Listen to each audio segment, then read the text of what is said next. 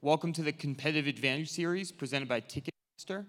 I'm Chris Tinsley. I'm a first-year MBA student here at Sloan, and today you'll be hearing from Professor Christy Glass from Utah State University on Leading on Inclusion, What Works. This format will follow all the others. There will be 20 minutes of presentation with 5 minutes reserved at the end for Q&A. Christy? Thank you so much, and thank you for being here this morning. I'm a professor at Utah State University, and I study the promotion and advancement of women and people of color in large organizations. I study this in three ways. First, what are the barriers to advancing in large organizations if you're a white woman or a man or a woman of color?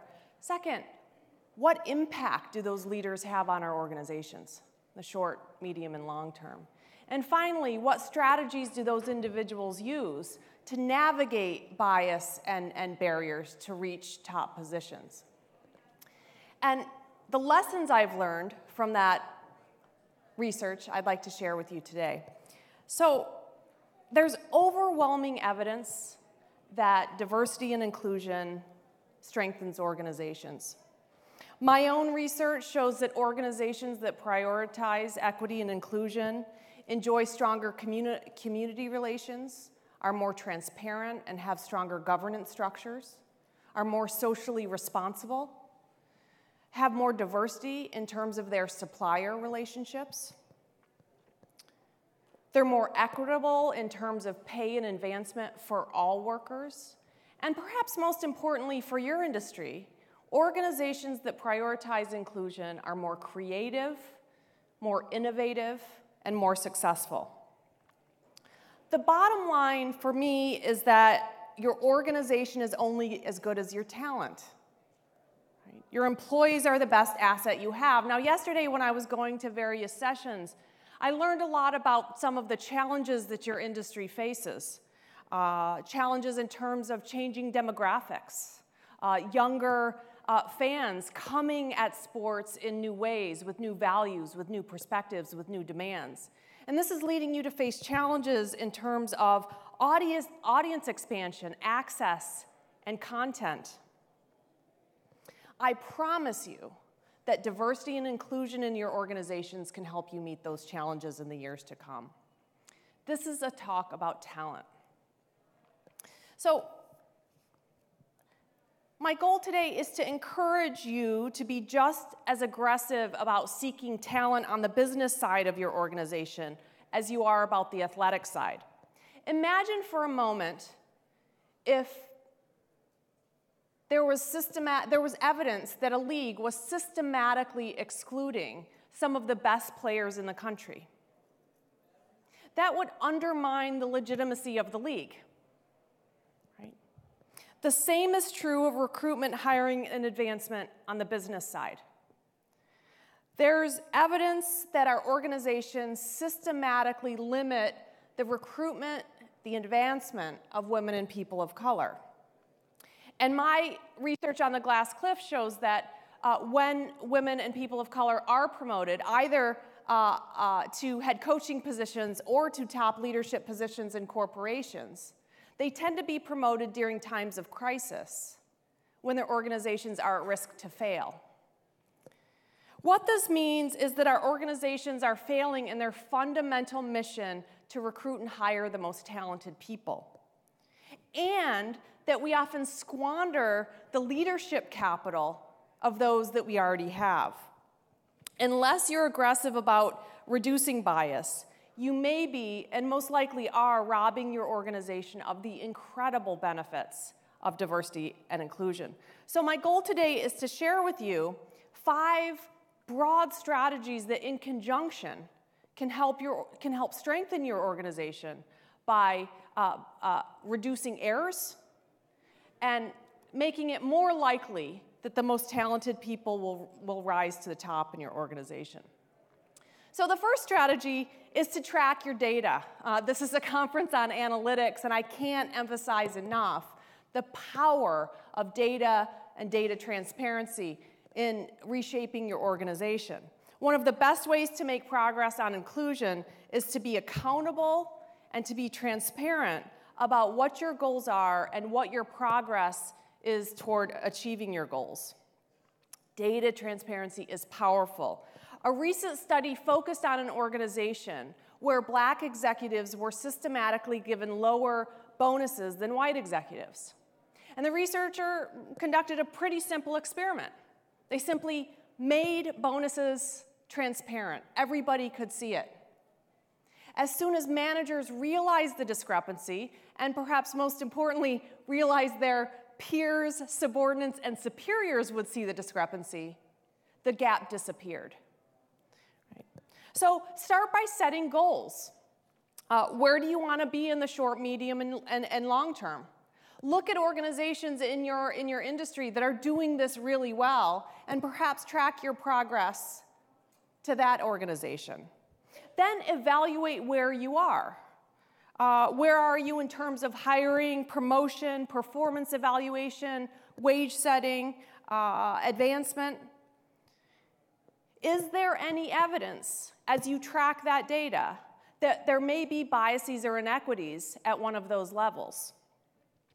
Then create a timeline with specific measurable goals and monitor your progress and make sure your leadership is accountable for meeting those goals. As you know, what gets measured gets done.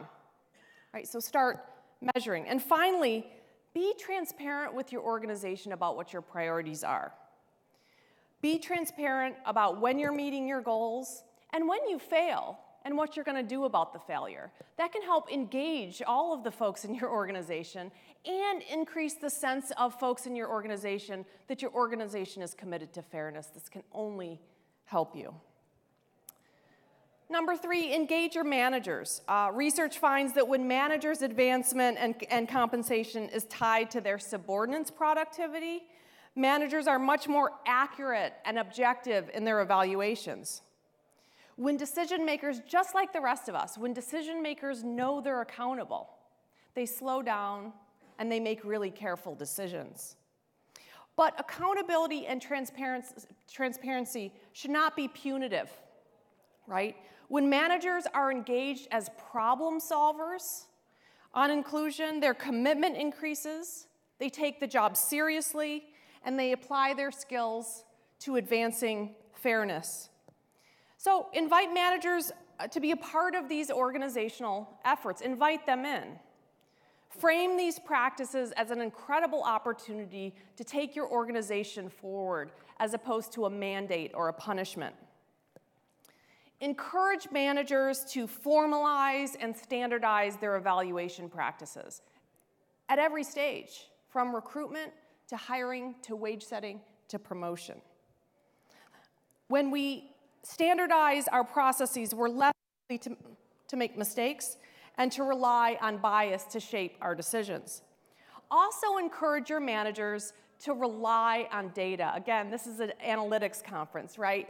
Let's use the power of data rigor and data transparency to transform our organizations. Encourage managers to rely on only objective, reliable, and timely data when making personnel decisions. Apply the same rigor and analytics to your personnel practices as you do to your athletic performance. Number 3, focus on your numbers. The title of this conference is It's a Numbers Game, and the same is true in terms of your personnel. Numbers matter. Bias is significantly more likely when differences are made salient. And nothing makes differences more salient than when you have a solo or token member of a group in your team. A recent study found, the study wanted to understand what are the chances that women will be hired depending on how many of them are in the pool. And the study found that when there's only one woman in the pool, her probability of being hired is 0. Right? She stands out, but she stands out for all of the wrong reasons. You're focused on the difference instead of her skill and her talent and what she can contribute to your organization. Having just 2 or more women in the pool raises the probability that they'll be hired to the probability that men face. Right? Numbers are powerful. So seek to integrate your organization at every level, from the top down and from the bottom up. When we only see secretaries who are women, and when we only see senior executives who are men, our brain starts to associate that role with that group. And we evaluate outside members who aren't of that group, as less competent, as less capable, right? When in fact we have no evidence of their competence or capability except their scarcity. So in contrast, when our organizations are integrated, we can focus on things other than group differences. Things like ideas, strategies, opportunities, success. So work to get the noise and the error out of your organizations so that you can focus on what really matters. Strategy number 4 is to forget about fit. How many of you have been in a room when you're evaluating candidates and the conversation moves to something about whether they're a good fit or a bad fit? I hear this constantly, right? Our subjective sense of fit is not objective, it's not rigorous, it's not standardized, and it's not formalized. In fact, when we're asked to describe what we mean by fit, it's often really difficult, right? Forget about fit and instead focus on skill, ability, and talent. Despite high numbers of women in elite orchestras in the 80s and 90s, women were scarce. They comprised less than 5% of musicians in elite orchestras. And people assumed, well, they're not quite as good, they're not quite as competitive, they're not quite as talented, or more commonly, they assumed that women actually took themselves out of competition. We'd hire them, they just don't compete. Well, then a few elite orchestras decided to experiment with blind auditions. They simply put up a screen between the musician and the evaluators. The evaluators could only hear the music, they couldn't see the candidate. Before blind auditions, as I mentioned, women comprised fewer than 5% of elite musicians in America's top orchestras. After blind auditions, their numbers jumped 5-fold. Within less than a decade, women comprised over a third of all elite musicians. And recent experiments in tech firms suggest that blind auditions have the exact same impact when we're hiring for programmers and engineers as they do for elite musicians. In other words, these assumptions that there aren't enough women engineers and programmers, or that they're not as competent or not as competitive, it turns out when you blind your recruitment and hiring processes, the number of women programmers and engineers goes up.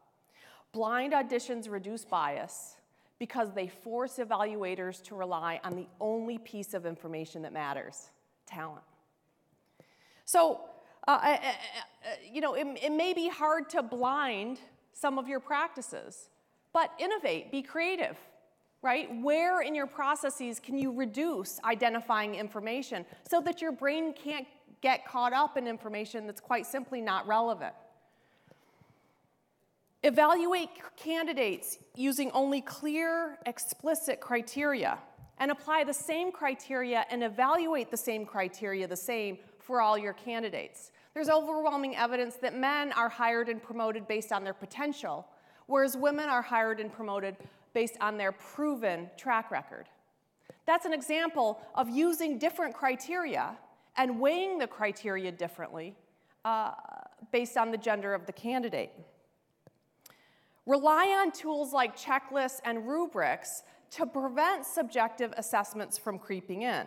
And I want to repeat, relying on your gut, relying on some vague sense of fit is not objective or rigorous. Seek to rid your processes of these really common kinds of heuristics. Scott O'Neill at the Business of Sports panel on the main stage yesterday said, when I go with my gut is when I usually fall down, right? He's learned the hard way that when you go with your gut, you make errors, right? You make mistakes. Seek to rid your organization of mistakes by making your evaluation practices rigorous. Only talent matters.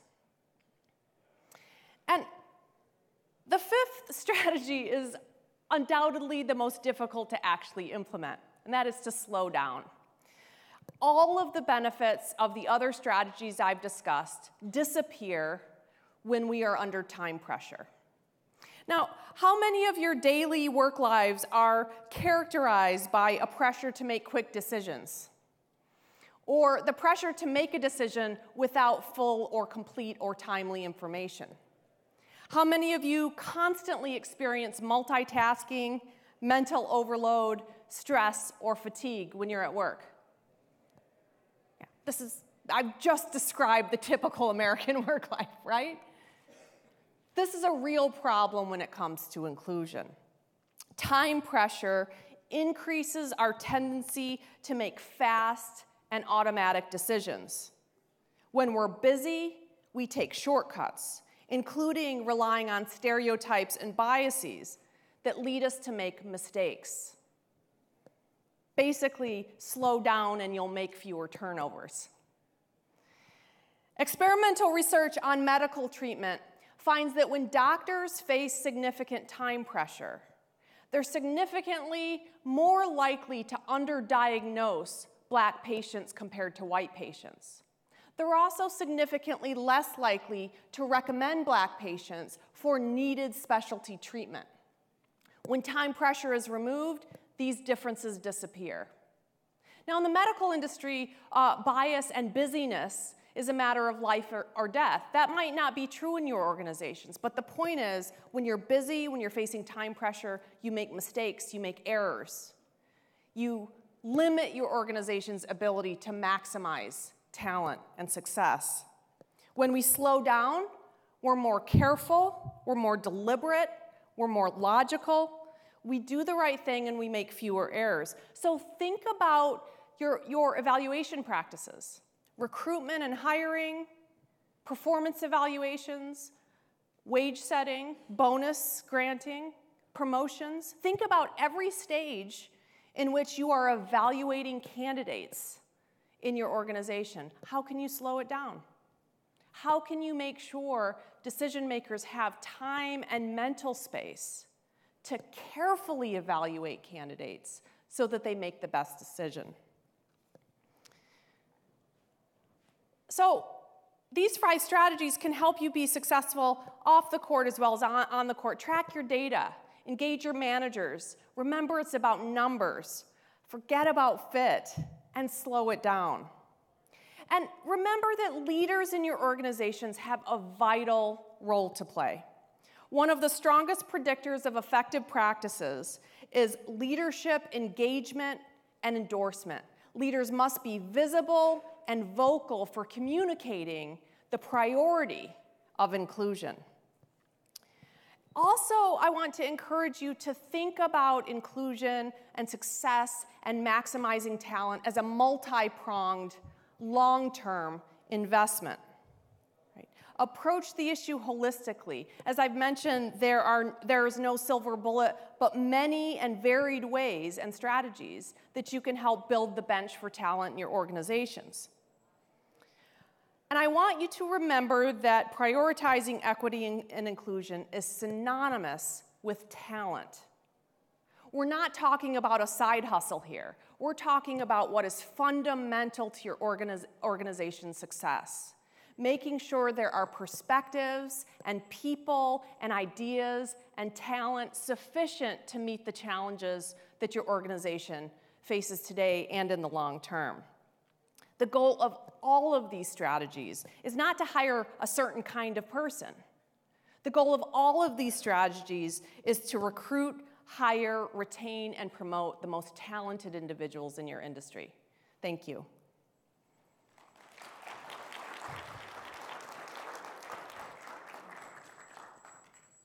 I'd be happy to take questions.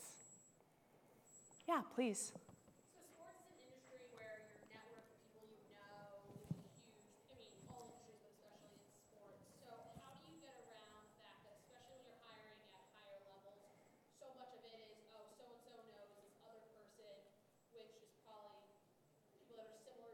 Sure. Gender, race, how do you get around that? So the question is, how do you get around the tendency in your industry to hire from existing social networks? This is a really common tendency, not just in your industry, but in many other industries, to ask your current employees to recommend, if there's an opening, to recommend somebody who would be really, really good. If you rely on this practice, it's understandable, right? It reduces the costs of actually going out and doing the hard work of recruitment. And if you have someone good, likely chances are that they know someone good, right? So it's kind of a shortcut to getting your hands on talent. It also significantly limits the range of candidates that you will have access to. My strongest advice, and this is supported by a lot of research, is go to where the best candidates are. Don't wait for those candidates to come to you. There's enormous evidence, for example, that when you actively post job openings or actively recruit outside of your traditional routes or networks, inevitably you will get a much more diverse candidate pool.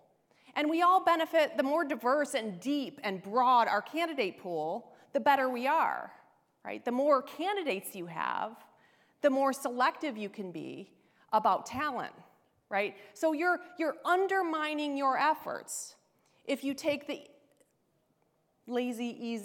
I won't call you lazy, easy way, and just ask your existing folks to tell you other folks that look and act and work like them, right? Take a risk and expose yourself to a much broader candidate pool, and this can only pay off in terms of maximizing your access to talent. Yeah.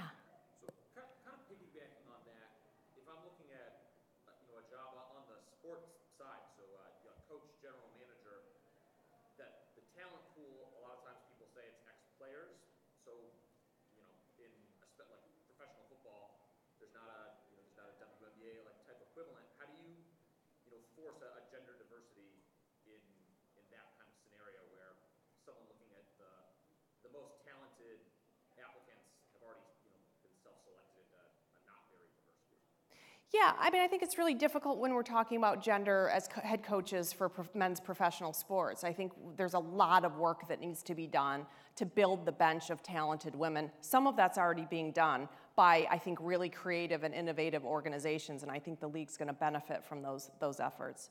But even just speaking about race, I've studied over 30 years of head coaching promotions in the NCAA men's basketball, and I found that black coaches are significantly more likely than white coaches to be appointed head coach to losing teams.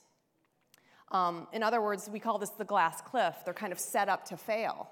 They're appointed in the most difficult conditions, and then they're expected to, in a very short period of time, fix the problem. And when they're not able to fix the problem in a short period of time, they're replaced by white male coaches, a phenomenon we term the savior effect. This is not good for, this could only result from a promotion and hiring process that's not rigorous, that's not objective, and that allows bias to seep into the process, right? If our recruitment and hiring processes were more objective and standardized and routinized, this would be much less likely. What I would say is we often are more rigorous for recruitment and hiring at lower levels of our organization than we are for the very top.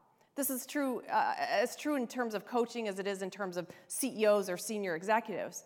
When it comes to promoting or hiring or recruiting top senior people, it's all about who you know, asking your buddies, hey, who's available, would you be interested? My message to you is to apply the same rigor that you're already using to hire entry-level people. Apply that same rigor and be as transparent about the process as you are at the very top. And I think if you do that, you will see your processes transformed. Yeah. I have actually myself turned down talented candidates because I knew they wouldn't fit. So how can you, is there no value in a cultural identity or having somebody's talent be outweighed by the way they just will disrupt or bring others down? Or, I mean, I do understand that it's is there no value in looking for a cultural fit, or especially in a collaborative team making? Yeah. Yeah, a couple things. So this is often the point where I get the most resistance, but like, no, I can trust my gut. Or like, no, I just know when someone's a fit, and I just know when someone isn't. We as a species tend to overestimate our ability to make decisions without bias. It turns out we're not nearly as good as we think we are, and we're actually usually worse. What I would encourage you to do, though, because we all know there are people that will be disruptive, and we don't want them in our organization. So what I would encourage you to do is this. Start talking to your folks about what you mean by fit. Because what fit means to you may not be what fit means to other people. But if you have a conversation about what that looks like and what specific, objective experiences, criteria, or qualifications operationalize that abstract, subjective sense of fit, then I think you'll achieve two things. Number one, you'll evaluate all candidates fairly. You'll limit the extent to bias as shaping your sense of fit. And you'll have really meaningful conversations with other leaders in your organization about who you really are and what you really need. So I would encourage those conversations. Let's not just talk about fit. Let's actually start to enumerate exactly what that means and exactly what that looks like. So when we get 100 applicants, we can evaluate them all using that objective criteria. We talked about when we're trying to hire talent, what happens if we're looking for employment that is a diverse atmosphere? What are ways that we can do that? Boy, I would just say maximize your experience, your skill, be as talented a candidate as you possibly can. If there are holes in your experience or skill set, fill those, and present yourself as talent. Present really clearly. Present yourself as someone who can actually meet the needs of this organization. And if you're applying to an organization that has enumerated very clearly what the skill set and experience base is, as I'm encouraging, then present your candidacy very specifically tied to each one of those skill or experience criteria, so that looking at your application materials, it's very clear that you're a fit, not based on a subjective gut assessment, but based on objective skill and experience. Yeah.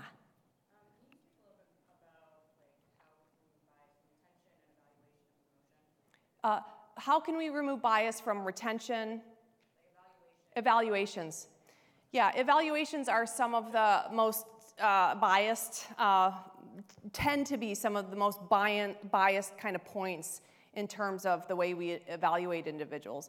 And what I would suggest is that if you are in the business of evaluating candidates, create a rubric that's absolutely clear about what skill and what experience qualifies somebody for the job, for a promotion, for a bonus, for an advancement. What we often see in those meetings, as I mentioned one example, women are evaluated based on proven, demonstrated achievement. Men are often rewarded or promoted based on potential. If we have a rubric that forces our brain to focus on only those set of criteria and to apply the same criteria to every candidate. So I think the more we can make that process systematic. The other thing we see often in evaluations is women are described in terms of personality and men are described in terms of skill and talent. That doesn't serve any of us well because it creates a block mobility for some really talented people simply because we're using a different yardstick to evaluate what they can contribute. So if you are in the business of doing evaluations at any level of your organization, create a rubric. Force your brain, right, to only focus on objective, proven skill, experience, contributions to the organization.